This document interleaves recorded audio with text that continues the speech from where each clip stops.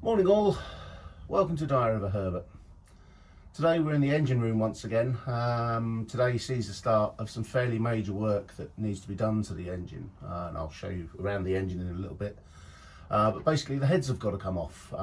We've got an oil leak that we need to sort out, and also one of the exhaust valves, the valve guide has worn, and so exhaust fumes are coming past the valve and coming into the area of the head where the rocker valves are, and we're starting to get build up of carbon, and also it's starting to contaminate the oil, so that needs to be sorted. So I've got to start taking all the ancillaries off the engine, so rocker covers, fuel pipes, coolant pipes, inlet manifold, exhaust manifold, the works. It's all got to come off. And then Tony Redshaw and his son Paul are coming over tomorrow. They're going to actually take these two heads off, and they weigh a fair bit each, and then it's a case of over to their workshop and away we go. So this video will probably take 2 or 3 episodes to conclude. See you in a minute. Right, that's the rocker covers off, and if I go to the exhaust side of the number 1 head, there you can see it all looks nice and clean, a nice red paint, and there's the exhaust valve down in the bowels of the head.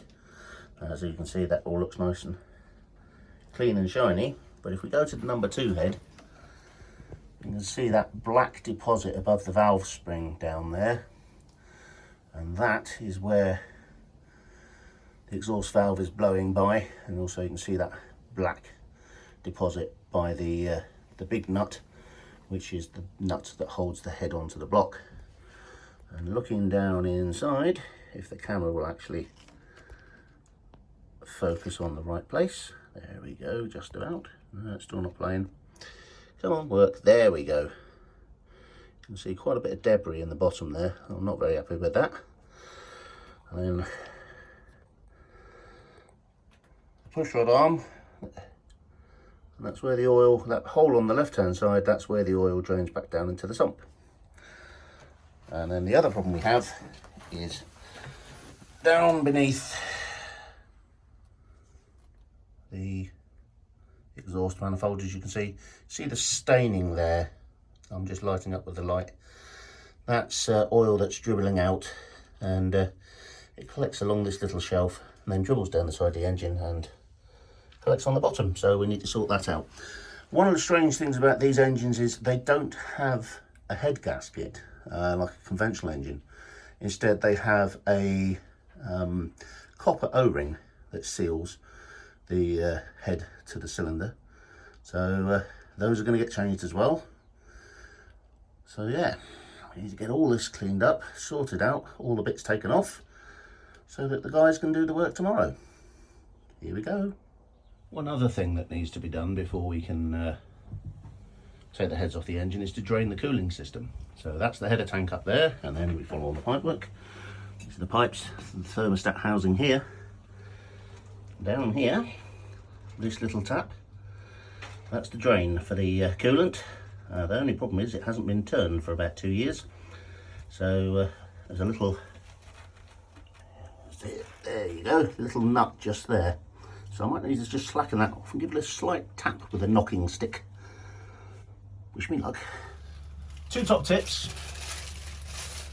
Freezer bags come in handy for putting nuts and bolts and things in so you don't lose them, which is always a good thing, and also write on them so you know where they come from. The other good thing, one of these, a magnet on a stick, which is great for getting things from underneath your engine when you drop them, like I've just done.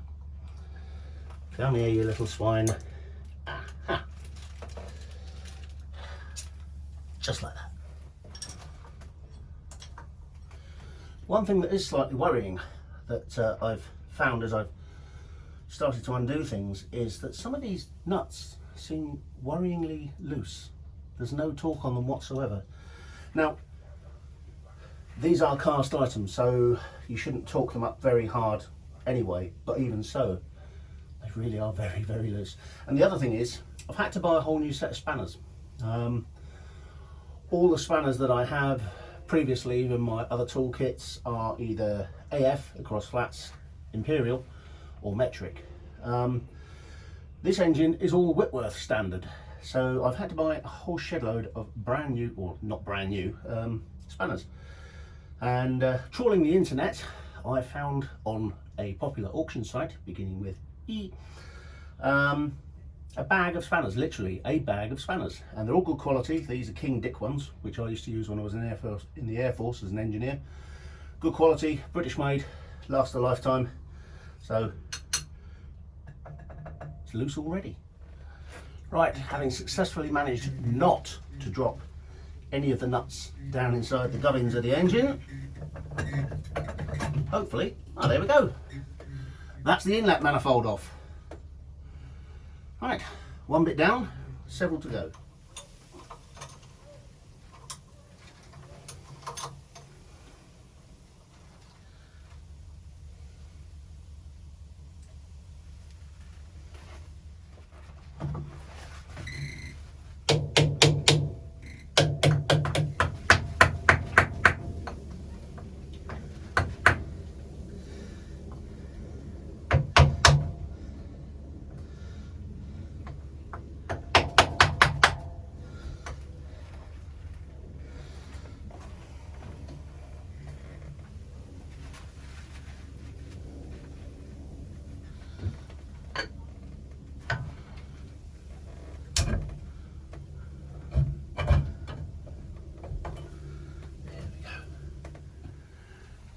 Right then, the strip down's coming along nicely, so that's the inlet manifold off, and I'll put some tissue down there to stop anything going down the inlet valves, and also the water manifold's off, and also I've taken the side plates off.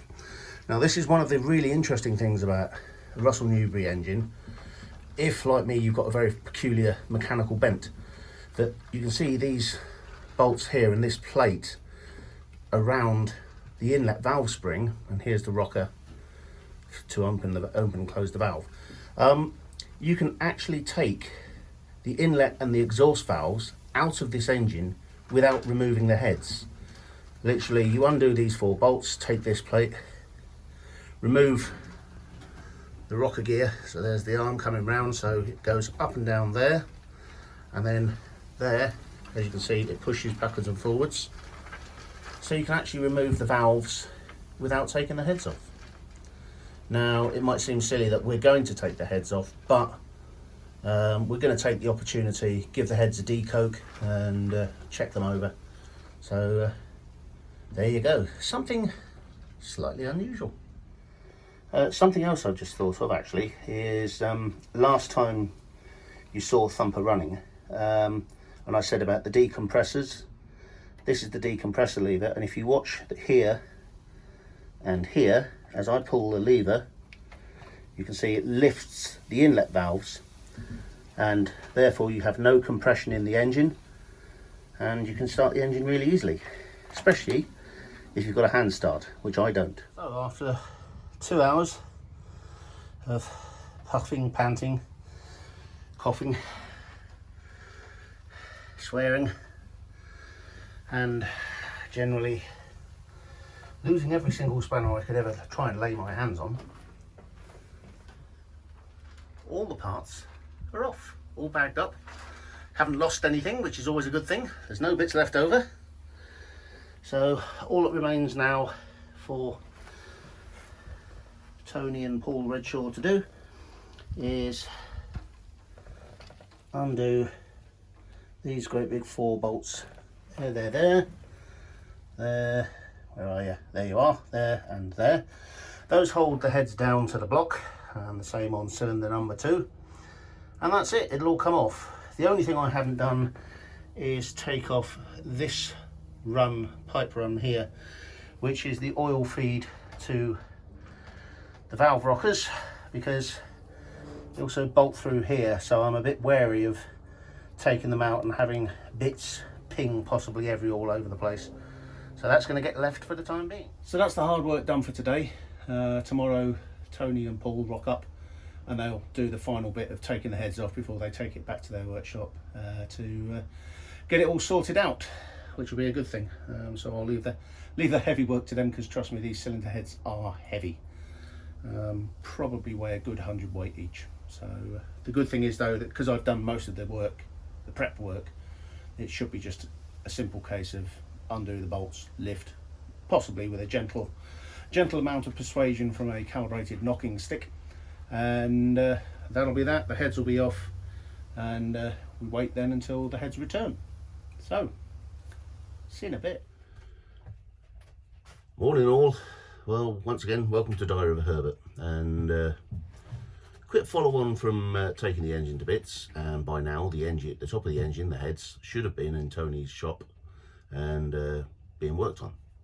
However, in my wonderful world of cock-ups, I've managed to confuse the dates, so I have stripped the engine a month early. So now we just sit down, drink tea, and go to work, wait until it's due to get done properly. So yes, a major cock-up on my part once again. I'm really good at this. So that's as it stands at the moment. We'll do the rest of the video next month, I suppose. So thank you very much for watching once again.